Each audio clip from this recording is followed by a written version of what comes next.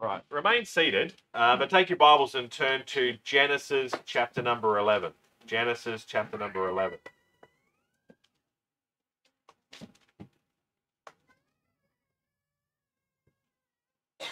Genesis chapter number 11. Going through Genesis feels like I'm going through Sunday school all over again. Because so many of the stories are Sunday school stories.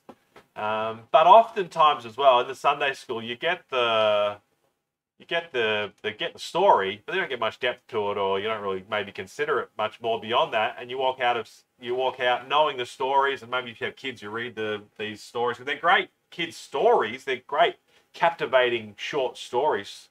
But there's meaning and depths here as well when you go back and have a look at these things in the Garden of Eden and Noah and the flood, and here we have the Tower of Babel, as it's so often known. But even just studying it this time, I realized something, that it's not really about a tower. It is a little bit, and the title of this morning it's got the tower in it. And when you think of this passage, you think of the tower. That's the most important part. And I think that probably misses it, really. Anyway, we'll expand upon that a little bit more as we go. Just follow along as I read verse number 1 through 9. Genesis 11 says, "And the whole earth was of one language and of one speech. And it came to pass, as they journeyed from the east, that they found a plain in the land of Shinar, and they dwelt there. And they said one to another, Go to, let us make brick, and burn them thoroughly. And they had brick for stone, and slime had they for mortar. And they said, Go to, let us build us a city and a tower, whose top may reach unto heaven, and let us make us a name, lest we be scattered abroad upon the face of the whole earth. And the Lord came down to see the city and the tower, which the children of men builded. And the Lord said, Behold, the people is one, and they have all one language, and this they begin to do, and now nothing will be restrained from them which they have imagined to do. Go to, let us go down, and there confound their language, that they may not understand one another's speech. So the Lord scattered them abroad from thence upon the face of all the earth, and they left off to build the city. Therefore it is the name of it called Babel, because the Lord did there confound the language of all the earth, and from thence did the Lord scatter them abroad upon all the face of the earth." Father, would you bless your word this morning? And Lord, just help us to glean from your word, that we may grow, we understand the world around us, that we may have a greater heart and zeal to serve you. Father, would you just bless your word and the presentation of it, those who are here to hear it. It's in Jesus' name, amen. Rhiannon and Connor and Amelia are going to come, and they're going to sing this morning a song called By Faith. Oh, fantastic.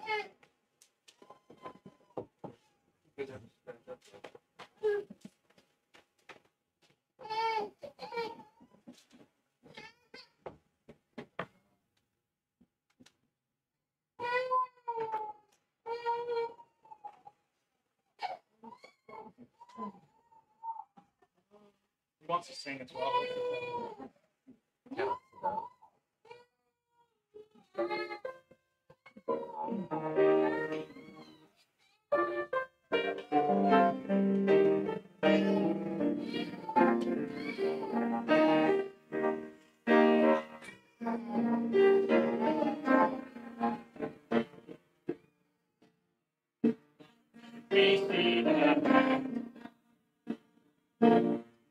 The light of grace and friend divine, in the lives of those who through his faithful yes, by faith and knowledge, the Father's broken, the power of his promise in their hearts, and the holy city built by God's own hand, expect his angels we will stand as children of heaven.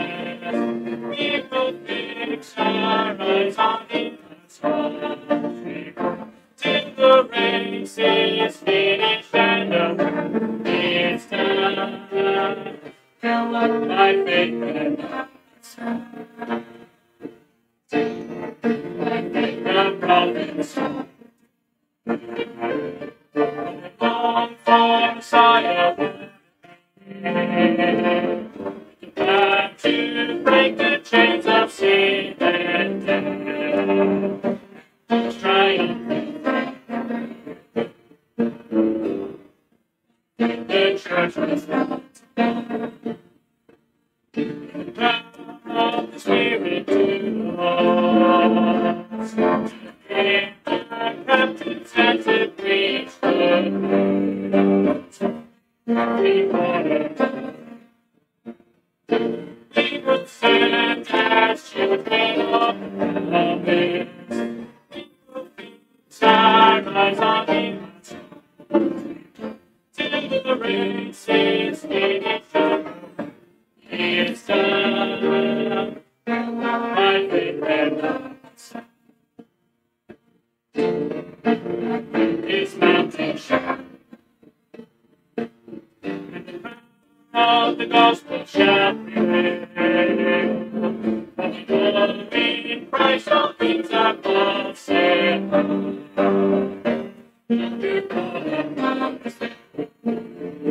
We will stand as children. We will fix our eyes on Him as till the race is finished and the work is done. My faith and goodness. We will stand as children of the Lord.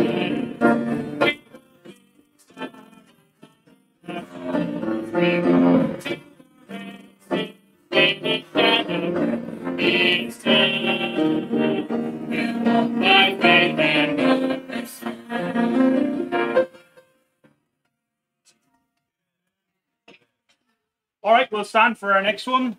676. 676.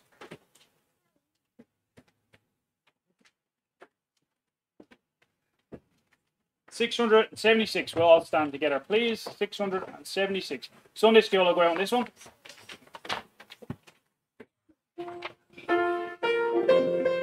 Lead the body.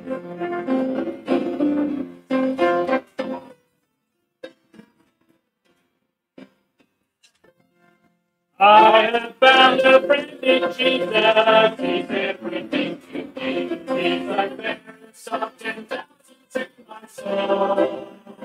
A lily of the valley, in my Lord's feet. All I need to cleanse and make me fully whole. In sorrow, He's my comfort. In trouble, He's my savior. He tells me every care I need to know. He's the lily of the valley, the bright and morning star. He's the fairest fountain thousand to my soul.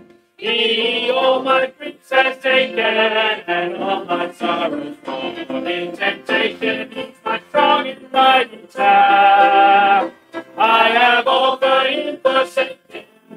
All my rivals fall from my heart and out. He keeps me by His hand. Though all the world forsake me and Satan tempt me so through Jesus, I shall safely reach the goal. He's the lily of the valley, the bright and morning star. He's the fairest of 10,000 to my soul. Leave me, or yet forsake me, dear, while I live by faith and do His blessed will. All the fire around me, I've nothing now to fear. With His banner, He my heart soul shall fill. Then sweeping out through glory, I'll see His blessed face, where rivers of delight shall ever roll. The lily of the valley, the bright and morning star. He's the fairest of 10,000 to my soul. Amen. Merci.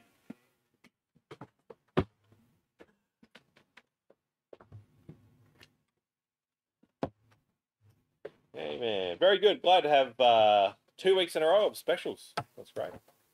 Enjoyed specials. Those have been practicing.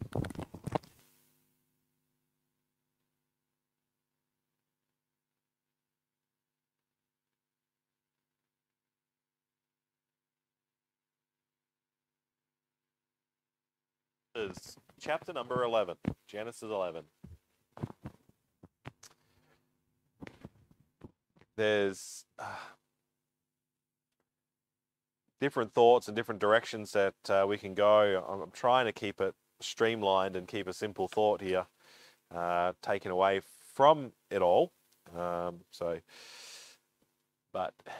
oftentimes these simple stories that you know have so much more packed into them than just a simple story of, oh, this is about languages. It's probably very little to do with languages in some regard, and has a lot more to do with the heart of man and his desire or lack of desire to serve God. But here we have before us Babel, this city that was built. Before we get into that, let me go where I was going to originally, where my notes are. How about that? In 1999-2000, the Australian cricket team was probably one of the best cricket teams that was assembled and put together, and I was watching them as a late teenager, and watching them play over the 99, 2000, 2001 sort of season. They never lost. In fact, they set a world record for cricket and test matches, and they had 16 consecutive test match wins, which no team had ever done before. And they played differently. They played in a way that was different to all the other teams that were around them. I think Americans often laugh or can't get their head around a game that can go for 5 days, and at the end of 5 days, no one can win. It can be a draw after 5 days. Like, what is going on here? And oftentimes the matches would be played in a way that just was sort of just creeping along, and there was a style that was there that they'd play out for a draw, then they'd go on, and if someone won in a series, that was good. But the Australian team in 1999 and 2000, they played differently, and you might know some household names from that era of Shane Warne, whether you followed cricket or not, but Shane Warne and Glenn McGrath and Steve Waugh, and they played differently. And they played with a different pace. They played quicker. The run rate was higher for those that follow cricket. And they played to win. They didn't play to draw. They played to win. And they wanted to beat the teams. And they wanted to win not just here in Australia and in Test cricket. You can win oftentimes in your own country because of your own conditions. But it's hard to win somewhere else. And so they'd go and play, and they were winning not just here, but they were winning abroad. They were winning when they went to the Caribbean and in India and places like that. They were a great cricket side, and they were winning. And I remember them winning the Ashes, or in amongst all of that. I remember thinking to myself, well, they've won this now. What more is there? That they've won what they've been playing to win. What more is there? And a commentator mentioned, it was the first time it sort of just realised what they were actually playing for. And as they were chasing, it says they were chasing history. Was the phrase that the commentator used, that they want their place in the history books. They don't just want to win a series against England and say, yes, we beat England in that series. They wanted to beat everybody. They wanted to set the record. They wanted to keep winning and winning and winning so that their names could go into the record books. And so when they pass off the scene in generations to come, they could talk about this particular team that was assembled and playing at this particular time with these players, and they wanted their names in the record books. And I've thought about that because since that time, like, there are those that are winning, and there's teams that will win a championship, whatever sport it might be. It might be in soccer, it might be in basketball, it might be in Australian rules football, it might be cricket, and they win. You think, okay, so they've won the season, and what do they want to do? They want to go back and they want to win the next season, and they want to win the next season as much as they can, so that when they pass on, that they are regarded as one of the great sides and the great teams and one of the great people to ever play the game, and they chase the history books. They want to place their name so that they are not forgotten. That's a human trait, that we want to stake our claim and we want to sort of raise our flag, whether to our team or to us as an individual, and to claim it and say, I have my name my name will be forever remembered amongst it. I'm not just playing against, I'm not just competing against those who are that are of my generation and of contemporaries, but they play to be better than everybody else and to try and get their statistics better and try to win more than anybody else has won more before, because they want their name to continue. They want their name to be in lights for as long as possible, and imagine that they will be forever known in the annals of human history as the team that did. And it might not just be in the sporting field, but that attitude flows over into every aspect of life. You have here a story of a city. Oftentimes we think it's a story of a tower. There is a tower that they build in the city, but it's quite clearly said to us that they said in verse number 3, that let us make brick, let us burn them thoroughly, and they made brick and stone. In verse 4, go to, let us build a city and a tower. It's not just a tower that they're building that's in the middle of nowhere. It's a city that they're building, and there's a tower in the middle of this city. And they're building this city. And the reason that they're building the city, it tells us that they don't want to be scattered abroad. They don't want to be, they've traveled down, after the ark and Noah and the 3 sons, and they've married, and now they're starting to populate on the earth. And they're still one language, one speech. They're still together, and they're traveling now down, they travel east to the land of Shinar. The land of Shinar is in Mesopotamia, the land between 2 rivers, Mesopotamia, the Euphrates and the Tigris. It's where Iraq is today. It's that area. That's where the Fertile Crescent is also what it's been known as. And they set up there in the land of Shinar, found a place and said, this is it. This is where we should settle down. And there is, in amongst them, there's this idea, and someone is rising up amongst them saying, you know what we need to do? We need to make sure that we stay together. We can do more together than if we were scattered everywhere and divided everywhere. We're going to be little groups here and there. But if we come together, more can be done. That was their idea and their thinking. Think of this from purely economic perspectives. If you lived in some little country town, or you lived in a place where the population is 1,000 people, that's it. There's nowhere else around, miles and miles from anywhere, just 1,000 people lived in that town. Or you lived in a town with 5 million people living in the city. If you have a city of 5 million and you have a town of 1,000, economically, which one is going to have the richer person in it? It's the 5 million. All right, this is purely economics, because it's the wider it is, the more people is, the more there is economy, more there is money that's flowing, more there is to jobs. Whatever your job is, and wherever you work, and there's a whole range of different jobs that are here and careers that are gathered here this morning. If you were in a town of 1,000, how successful do you think you'd be in your business if there was only 1,000 people from which for you to get business from? Not nearly as successful as what you or your company may be in a city here of 2 million or 1.5 million, however many is here in Perth and the area. There's 2 million people in the area and in the state. It's a much greater opportunities to have economics and money and finances that if you scatter, you don't have that same ability. And so he's saying, someone here in this group is saying, well, we need to stay together. We're going to do the best if we all stay together and be as one, and we're going to be much more successful if we come together. And let's build a city, and let's be permanent here. Let's sort of stake our flag in the ground. Let's build a city. Let's build a tower. Let's do this. Now, we just read through chapter 10, which has been termed as the Table of Nations. And in Genesis 10 last Sunday night, we briefly looked through it. And there's different names that are there. One of the names that is made mention of is in chapter 10, verse number 8. It says, in Cush, which was the son of Ham, the son of Noah, so a couple of descendants now removed from Noah. Cush begat this individual named Nimrod.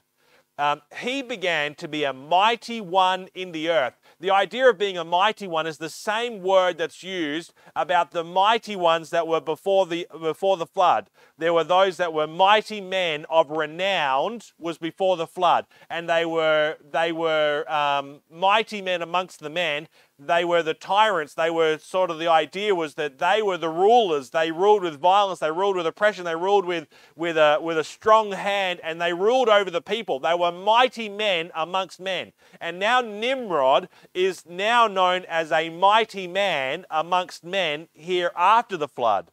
And so you have this Nimrod individual.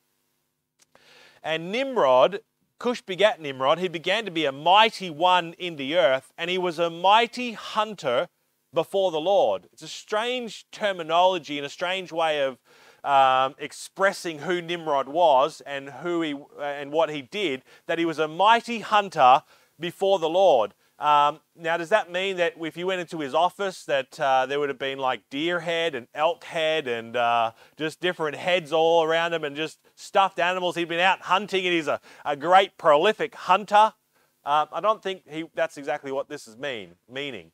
He was a hunter before the Lord. And I think what it is meaning is that he, in his mighty stature and as a mighty man amongst men, was rallying the men, and he was ruling over them, and he was hunting souls, hunting for people, and grabbing people and bringing them under his own wing and under his own authority and dominion, and like sort of winning them. It says before the Lord, and this is my understanding of this, is that he was winning them away from God to himself.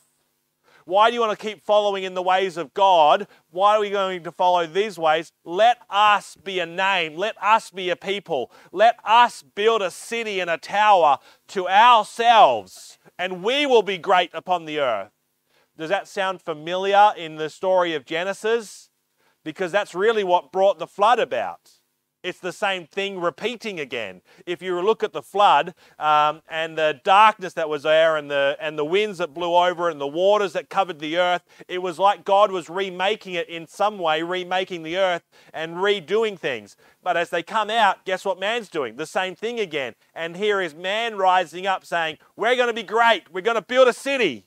We're going to have our name here, and we're going to build a tower. We're going to build this monument to our greatness and who we are. And we will plant our civilization, and we will rule, and we will reign, and we shall be great. Rah, rah, rah. And the people are like, rah, rah, rah.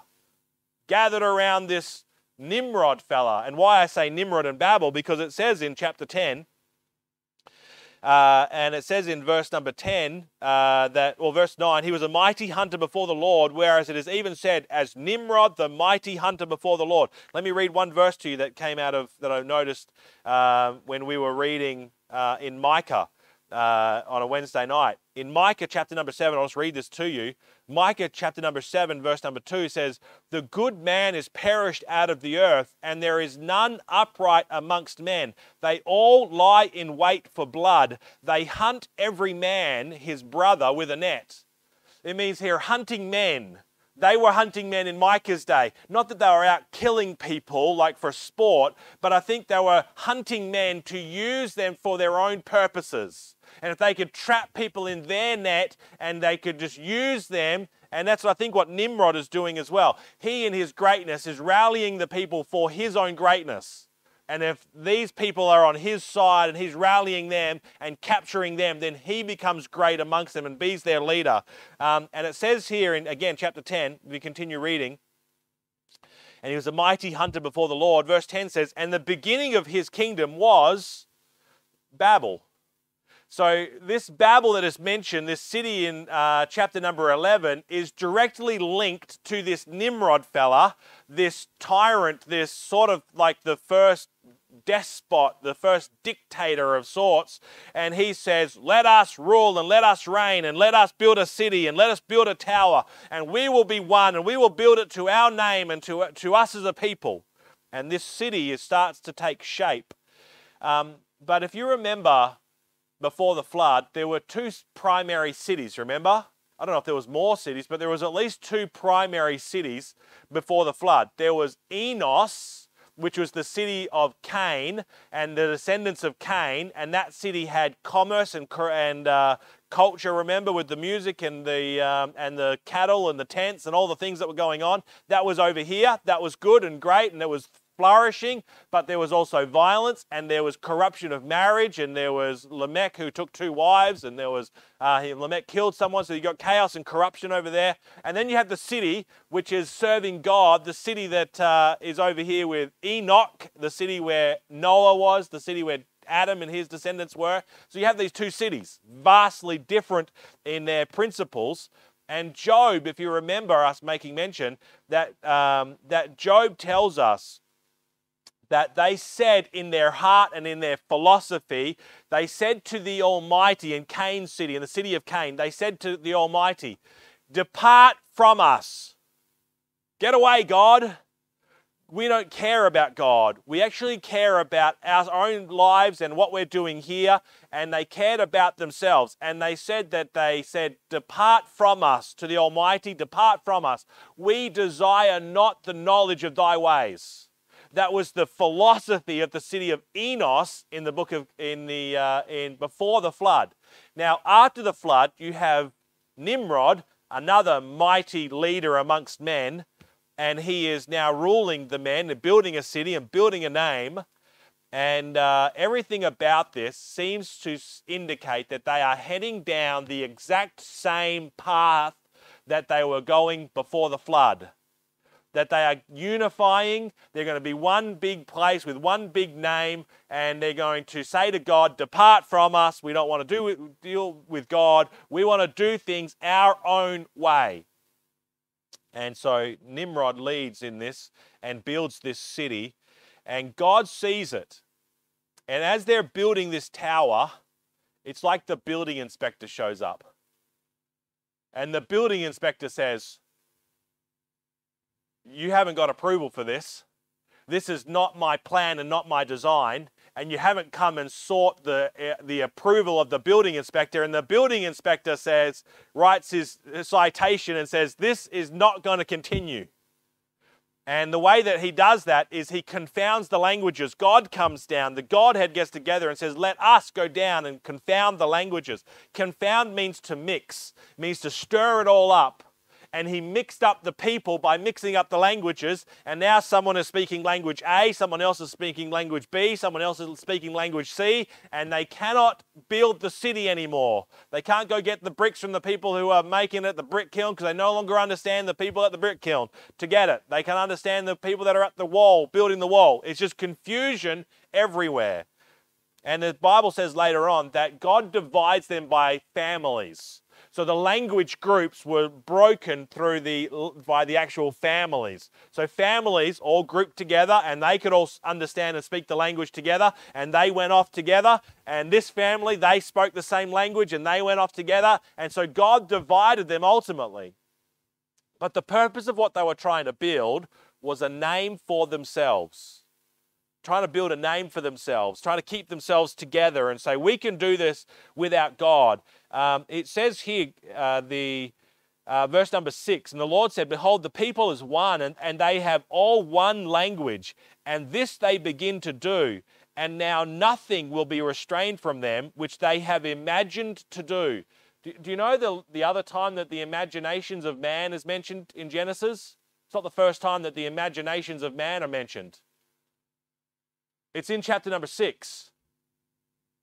It's that the imaginations of their evil heart was only evil from their youth, he says. Such was the wickedness of the people that their wicked hearts only imagined wickedness. Now, how great wickedness it would be if you have a whole city committed to wickedness and doing wickedness, and they're living to be 700 and 800 years old, and they're swelling, and they're all together as one. There's a strong sense of wickedness and violence that comes out of those three things. A heart that imagines evil, a longevity of life to do evil over a long period of time, and also a unified city that they are all together doing evil. Man, that's great wickedness. And here Nimrod is setting the course for them to go do the exact same thing again, minus the longevity, for that was taken away from them after the flood. And God says, this is not what I want. I don't want you guys all unified together as one, doing wickedly and rebelling against God. And though it is partly the judgment of God against them, it's also the mercy of God, because the path in which they were heading down would cause even greater hurt and greater heartache and bring greater judgment again from God, because that's what happened last time. It brings the judgment of God, walking away from God in a unified sense. Because when you walk away from God in a unified sense, that we're all committed to walk away from God, right, well then great wickedness is going to be the result of that on a large scale, which is what it was before the flood. So God partly judges and partly in his mercy divides them and scatters them and separates them. But their whole attitude about this is to say, we don't need God's help. We can do it ourselves. We will build this monument to our powers and to our abilities. And to this day, man still builds monuments. We are still building monuments. And these monuments are to our achievements and to our name, whether it's a people group or whether it's to an individual, but monuments are still being made, whether it's those monuments from Egypt, whether they were pyramids or the obelisks, or whether they are in Ireland. Cole might help me out on this one, but there are cairns. Is that what they're called? From my studies, what they're cairns. So cairns, like this, the same spelling and the same pronunciation as Cairns in Queensland. But these cairns, and they had 2 or 3 different locations, basically a big pile of heaped rocks that are supposed to go back to like 3000 BC, goes back thousands of years, these piles of rocks, and the largest ones are all over the place. Cairns, you went there? There's a few different locations, but some of the, what is it called? Newgrange is one of the cairns. There's also a Luffdown or a... yeah, could be. I believe you. But they're known as cairns in this pile of rocks. But you know what they were used for? As monuments to those that lived there and to that civilization. Now they're just a pile of rocks that you sort of go to. But they piled up rocks to say, this is us, this is us. It's a little tiny tower, but that's essentially the same thing. Today, we're still building monuments of vanity. Some tall buildings that are made today, and the idea isn't that they were trying to reach to heaven. I think the idea is to say that they're discarding God, and we can do this ourselves, which is still the attitude today. That's still the attitude of man, to say we're going to get rid of God and we are going to do this thing called life ourselves for our own glory, and we're going to bring monuments to our own vanity and to our own achievements and to our own abilities. That's what we're going to do. That's how we're going to live. The Burj Khalifa, I believe, is the tallest building in the world at the moment. Every time someone builds the tallest building, it's really a monument of vanity to that particular city and to that particular country. Even the Burj Khalifa, there was another city and another building that was being built roughly around the same time. And for years in the development and the building stages of the Burj Khalifa, they never actually officially said how tall the building would be. You know what they were concerned about? If they said, we're building it 900 meters, that the people over on the other city would say, well, we're going to build it 920 meters. And they'd say, oh, well, actually, we're doing it 930 meters. Because they were trying to top themselves to say, we have the highest structure in the world. We have the Burj Khalifa, cost billions of dollars. And in a day and age where everyone's concerned about being green, it's like the most ungreen building you can imagine. And it really was. I remember reading an article about it when they first built it, and someone just described it as a monument of vanity. For them to say in that time, we have the money and look what we have built with our hands. Look at us as a city. And if you build the tallest building, guess what? Everyone knows about that city because they've built the tallest building. It's a monument of vanity. It's a monument to man's vanity to say, look at me. Look what I have done. And that's what this is taking place here in Babel. And God is saying, this is not what I want you to do. They said, we will build a city and we will build a name. We want our name to be remembered, and we want this city to be what it's all about. This is our city, and this is our name, and this city and this monument is going to be a striking resemblance to that, or it's going to be it's a monument to that. That's what's taking place here. Again, now we're going to look a little bit more on the prophetic side of it tonight. But Babel, what lays out here is the foundation of what is all the way through the Bible. If you get to Jeremiah and you read some of the prophets, they are comparing Babylon and Jerusalem. They're like two cities that are compared to each other. Babel is the beginning of the city of Babylon. That's where the name comes from, Babylon. Babylon is mentioned then throughout the course of the entire scriptures, even after the actual city is destroyed and Nebuchadnezzar and his descendants are destroyed and the Medes and the Persians come in and take over. Babylon is still held as significant in the scriptures. And if you get all the way to Revelation, you read about the city of Babylon being overthrown. Then we think, well, hasn't Babylon already been overthrown? Wasn't it already overthrown back there with the Medes and the Persians, Cyrus and Darius? But it's still talking about it. It talks about Mystery Babylon as well. And Mystery Babylon is made mention of. And so you find out Babylon is still all the way through being referenced and mentioned and being compared.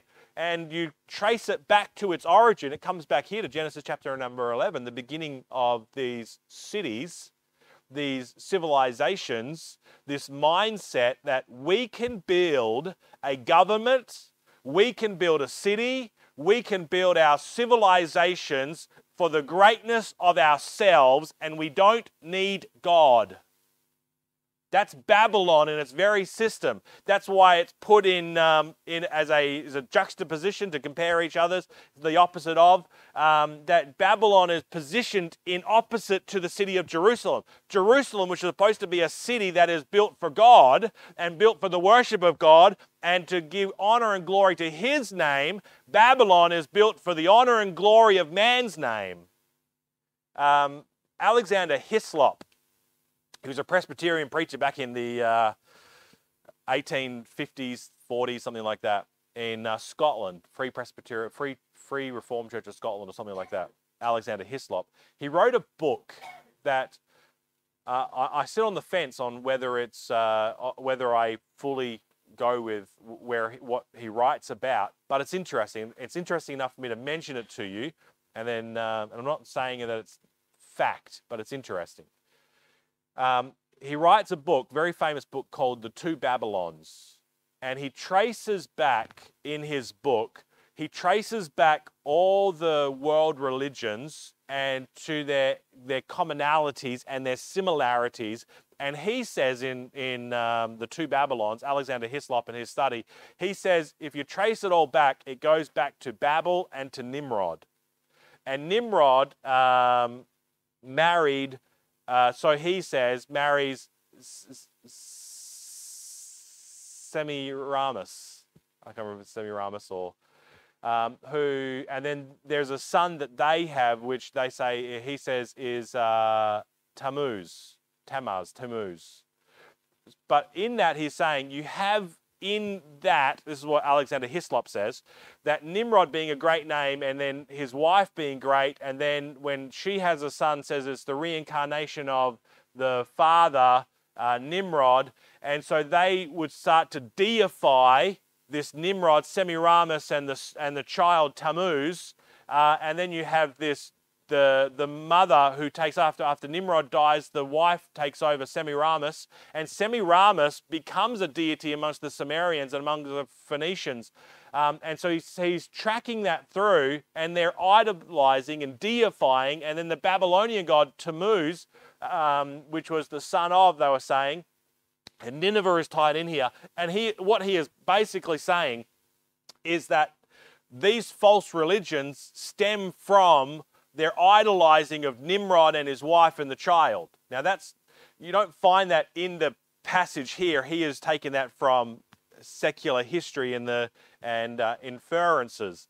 And that's why I say I'm not overly comfortable in all of that, but I think there is at least a kernel of truth to say that what took place at Babel did grow, and that ideology and that mindset to say, let us build a name for ourselves, let us build our own religion aside from God, because they weren't irreligious, but they built a religion aside from God, and they worshipped, in their main sense, deified. Where do those deities come from? Oftentimes those deities came from someone famous that over time became a deity that they'd pray to. They became a demigod and then became a god. And they traced back to an historical figure who set himself up as God and was worshipped as God, and that same idea. Now, that mentality and that mindset that they say, right, worship me and let us build a name for ourselves, that is the same mindset that continues to this day. Men want to rise up and they want to become mighty men, and they want to build a monument to themselves, and they want to say, rally the people and say, we can do this, we can be great. And you know what people want to have in their own heart? You know, it resonates with people. Yes, let us be great. Let us be great amongst all the nations and all the civilizations that have gone before us. Let our civilization be great. Yes, rah, rah, rah. Us, us, us. Let's build a monument. Let's symbolize this. Let's come together. But none of it has God in it. It's everything to do with man, and has everything to do with man's own powers and abilities, and it's glorifying man. That's the Tower of Babel. And God says, no, because he knows where this goes. It only leads to greater wickedness. We saw that before the flood. And if you're to read the end of the Bible, when man comes together, do you see that at the end where there seems to be a unifying, a one world government, a one world religion, a one world, let's all come together. Ever heard of the United Nations? This is sort of the United Nations seeds all the way back. And it's not that I'm against the United Nations per se, but that mindset of, hey, let us all come together, and if we be one, we can do great things. Right, and how much of the United Nations talk involves God or the fear of God? Zero. It's got nothing to do with God. It actually has everything to do with the nations of this world and the governments of this world establishing a civilization, becoming great as a people upon this earth, building self-proclaimed monuments of vanity to say, we can be great. Aside from God, we can be great. We don't need God. That's where we're heading as a country. It's where we're heading as a society. It's where we're heading as a world, that they're going to come together. Let's be one and forget about God. And if it's not that they're irreligious, because they weren't irreligious, but it's not the one true God. It's whatever God that you like, or whatever helps you serve your own selfish, self-centered desires. That's the Tower of Babel.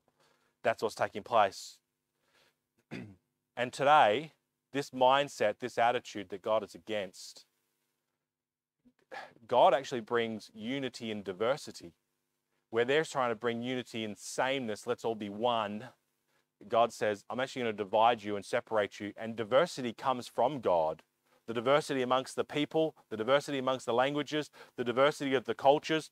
God actually originated those things. And God has the ability to unify in diversity.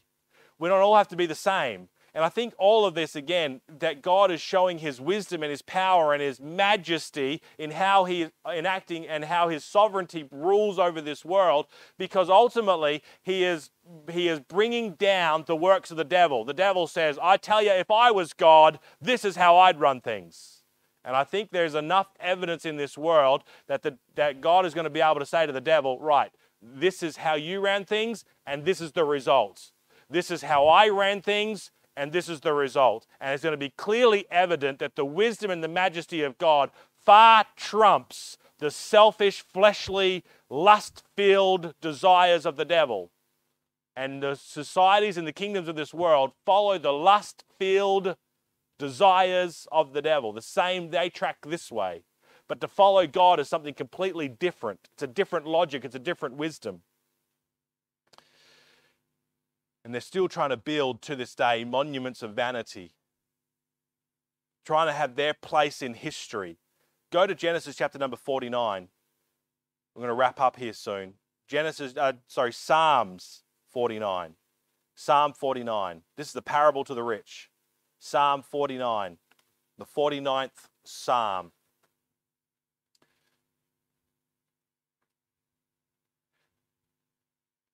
It says it's to the chief musician. It's a psalm for the sons of Korah. And he plays upon the harp, it says. And he says in verse 4 of 49, I will incline mine ear to a parable. I will open my dark sayings upon the harp. Wherefore should I fear in the days of evil, when the iniquity of my heels shall compass me about? They that trust in their wealth and boast themselves in the multitude of their riches, none of them can by any means redeem his brother, nor give to God a ransom for him, for the redemption of their soul is precious, and it ceaseth forever, that he should still live forever and not see corruption. He's saying, it doesn't matter how rich you are, it doesn't matter how wealthy you are, you can't write a check to redeem your soul. Doesn't mean nothing can be given. What can you give? He can give by no means, nothing. By any means can he redeem his brother by the substance of his hands. Look at verse number 10. For he, the rich man, seeth that wise men die, likewise the fool, and the brutish person perisheth, and leaveth their wealth to others. They see that people die, and so in this little blip of existence that they have, you know what they want to do? They want to build something that their name shall continue forever. Look at verse number 11. Their inward thought is that their houses shall continue forever, and their dwelling places to all generations. They call their lands after their own names. This is what the rich man thinks. Man, he realizes, man, I don't have long on this earth. And as he gets older, he realizes, man, I'm coming to an end. But I must make a place. I must make a place for my name in the history books. I need my name amongst the great men. And they imagine, right, if I'm going to build this city, I'm going to build this tower, I'm going to build this structure, I'm going to build whatever it is, I'm going to build it to my name, that my name may never perish from the earth, and that people will know who I am, and my greatness shall live on. That's the vanity of man. It's what Nimrod's doing. Let us be scattered. Let us build a name for ourselves. Let us take our places into the great civilizations. We shall continue forever. And they look for a city that their name may continue forever, and they try and make a name for themselves that they will live forever. In a few weeks, I guess, we're going to come to Abraham. Abraham is called out of that sort of environment, out of the Sumerians, which are the civilizations that come after that, Babylonians and the Akkadians, and that area of the land of Shinar, really, and Ur of the Chaldees. And he is called out because he's not a man. He is different in his generation to his generation. His generation is seeking after a name for themselves, establishing themselves upon this earth. But Abraham was a man who feared God. He feared God. And God says, I'm going to call you out. Do you know what God promises to Abraham?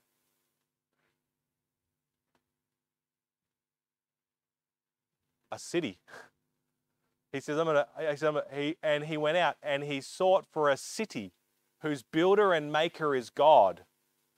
It's what God says, you don't have to seek a city and make a city. He says, Abraham, you serve me, I'll give you a city. Do you know what God says about Abraham and his name? I will give you a name. I will give you a name, and I will give you a city. And to this day, which one has more influence in this world?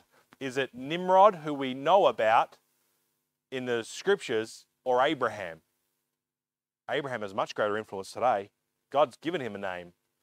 And he seeks for a city. God says, you seek me, I will give you a city, and I will give you a name. And yet man says, I will build a city, and I will get a name for myself. And you know what happens to that city and that name? It ceases and is destroyed forever. It's like building sandcastles at the beach, which is what Ollie did yesterday down there at Bathers Beach at Fremantle, my nephew.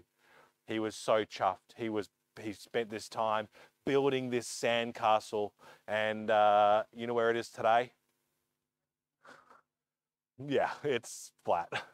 It was half flat by the time after lunch. He said, you got to come see it. He wanted to go see it, and it was already starting to wash away. That's the kingdoms of man. The kingdom of men said, we're going to build something that's going to last forever.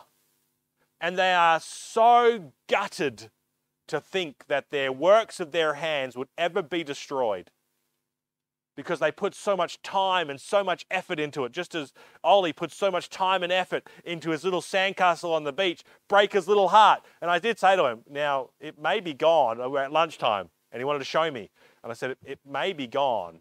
And bless him, he didn't quite have the tainted spirit that some others have. He just said, it's fine. I'll build another one. I was like, good on you, mate. All right.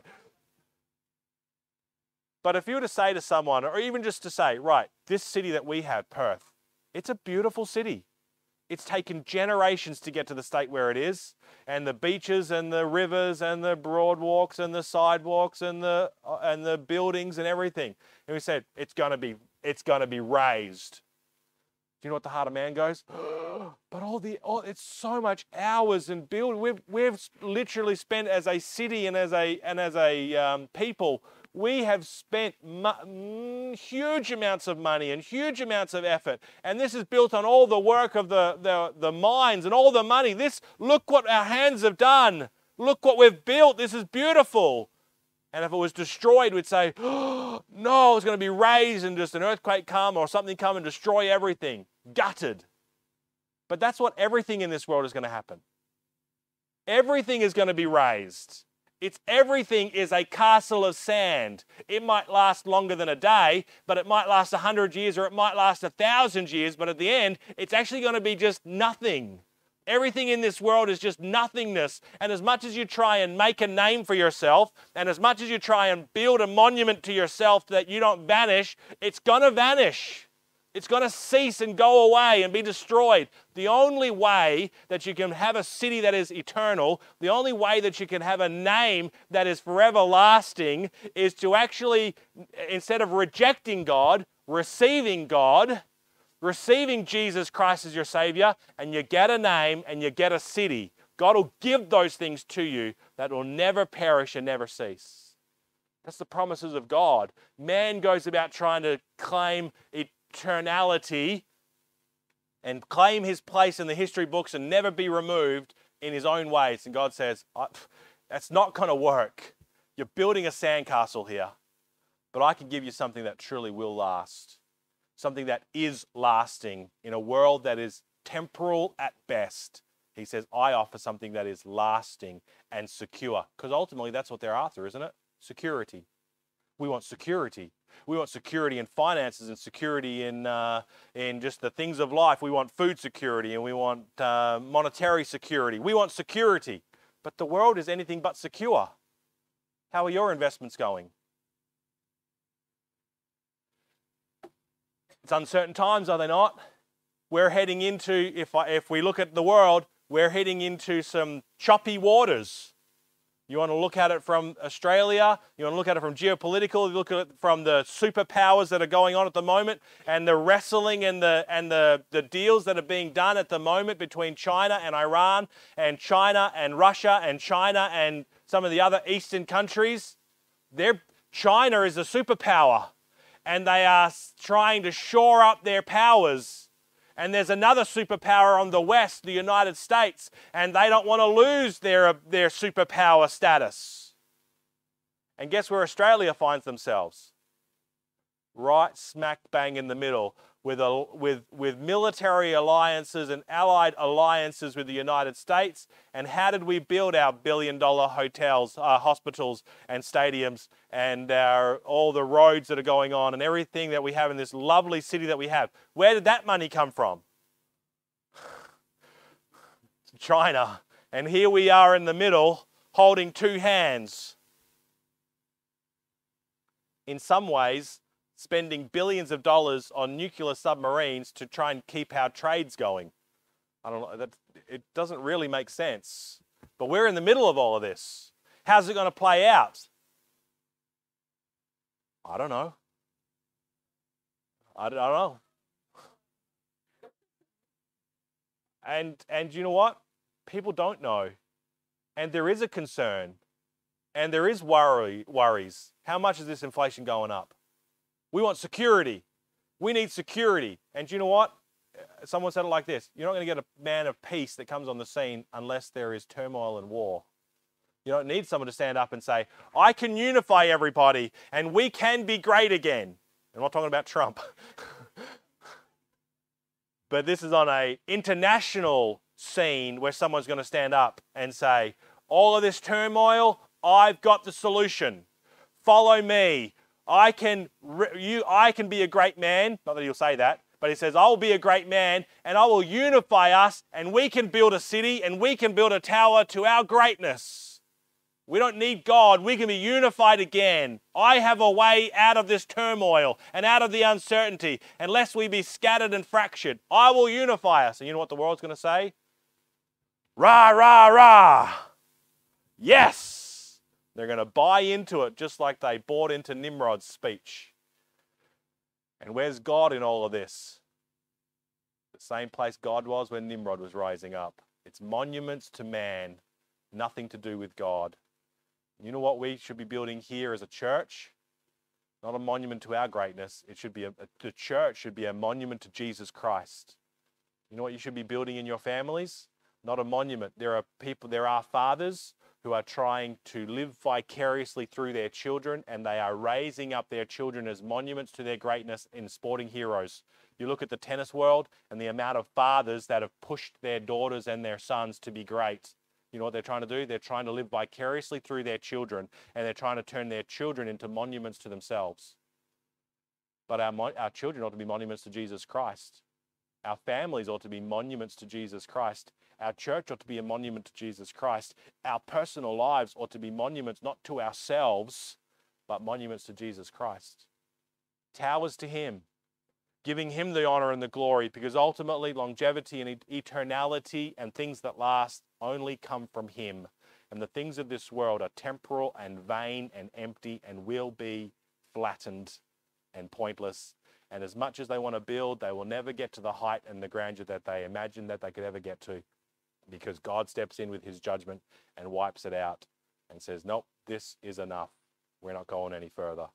And so let me ask you tonight, what are you building in your life?